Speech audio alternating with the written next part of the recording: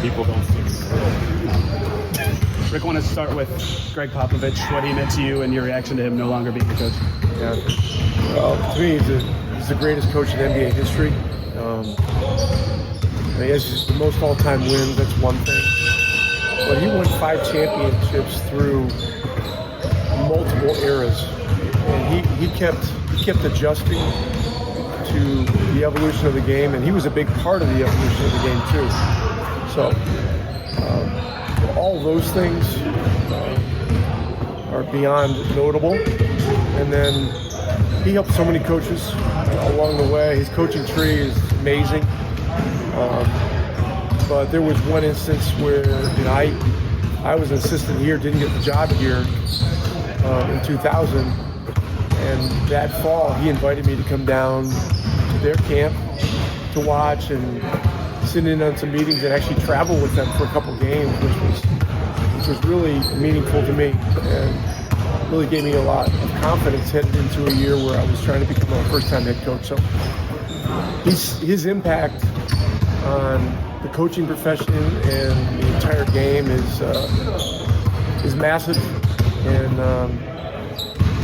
the important thing is that his health is good, and that it's going in a great direction, and that he's still going to be involved. Do you have any one game going against him that stands out in your memory?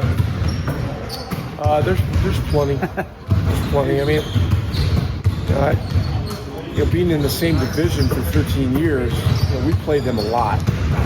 We played them in the playoffs a couple of times, and so there was great familiarity between the franchises.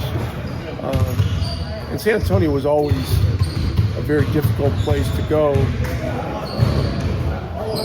because he was there, because their teams were really good and their fans were great too. So it's a seismic thing that he's out of coaching, but with over 1,400 wins and most wins all time, I mean, his mark is indelible. Shifting to the, you're gonna ask about Greg. I was gonna ask just, what did you learn that time you spent with him? Particularly at that point in your career, I mean, what are the things you took away from that, and what are the things that you still look back to that have an impact from just that time with him? Well, it was just a great opportunity to see how he operated his team. His approach to relationships, his approach to delegation of the staff, et cetera, et cetera. And I learned a lot. I mean, he was a guy that empowered his players, but he empowered his staff too. And that's one reason that you see so many of his former assistants have gone beyond and become head coaches and been very successful. We talked a lot about the Cavs yesterday, obviously, but what to you makes their offense as potent as it is? Is it something specific they do? Is it the talent they have? Why are they able to score so easily? Well, they have a great roster. That's one thing. Their use of spacing is second to none. They have so many playmakers. And what's happened is, the emergence of a guy like Ty Jerome adds another layer. Garland has become stronger, physically. Merrill's shooting, as they've added him to the consistent rotation, creates more space. Also, I think you got to look at Mobley's three-point shooting this year. It's become a major factor. And it's just, when you have bigs that can shoot the ball like that, I coached Dirk Nowitzki for 13 years, and having him on the floor created a 4-on-4 game and a full-court NBA game because there's just people so close to him, and Mobley is now a guy that you have to stay close to. So they really don't have the only guy that doesn't shoot a lot of threes is Allen, but he makes his free throws, and he knows exactly where to be when. And so they just, and I think the other thing that's important, compelling about their situation. You know, they were a young team, and now they've really become a veteran team. And so, you know, when you go from young to veteran, you know, there's an element of experience that really enhances your group. So I think all those things are a part of it. Kenny Atkinson's done a great job, but you know, JB Bickerstaff, the foundation that he laid there for 5 years set them up for this kind of success. You know, I asked this earlier in the series, but what is it like about Jarris and Ben Shepherd and how they handled their situations, basically, you know, in the stay ready sort of situation, not necessarily knowing what they're going to do from year to year, but obviously stepping in a bunch of different scenarios. Well, Jarris has made great strides as a professional this year. His approach, change his body.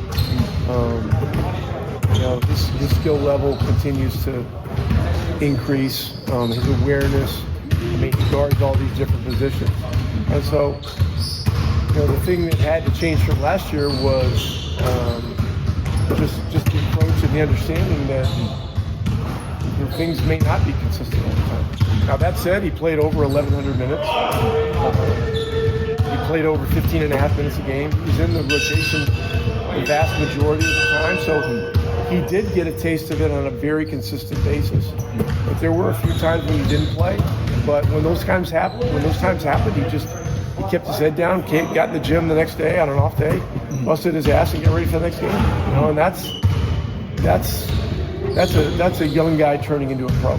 Pascal, one of the few games that both you guys in the Cavs were playing starters, you had that 21-point half. What were you seeing, or what allowed you to get the shots you liked in that portion of that game that you remember? I don't remember that game. You had 21 at halftime, and then they went zone in the second half. It was a lot different. I don't remember that game. For real, I don't. What stands out to you about what they are this year as a challenge, especially with their offensive firepower? Yeah, they're number one team. So offensively, defensively, they do a good job. They have big bodies. They have really good guards, and they have a good bench. So they're definitely a complete team. So it's definitely a challenge.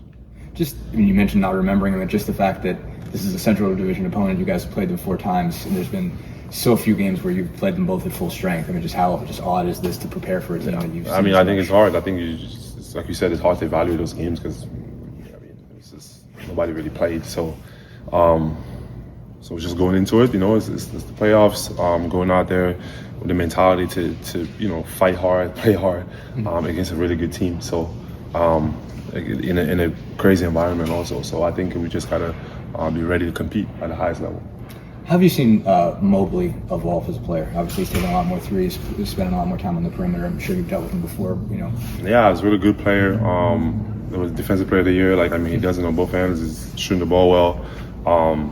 He's definitely a tough cover, and just the way they play as a team also is it's incredible. So he's definitely one of the top young players in the league. That's, you know, he's coming for sure.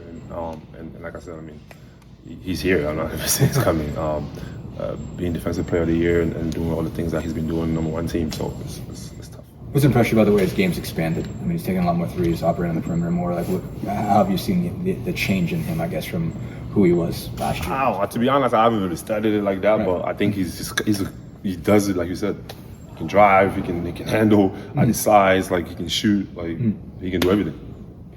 What's impressed you about how Jarris handled his first playoff series? He obviously had to, you know, take on Giannis for stretches, on other guys, hit some big shots. I think for him, like, just continue to be himself. Obviously, you wanted to be in certain situations, you weren't, and then you got the opportunity to be in the playoffs, get to play.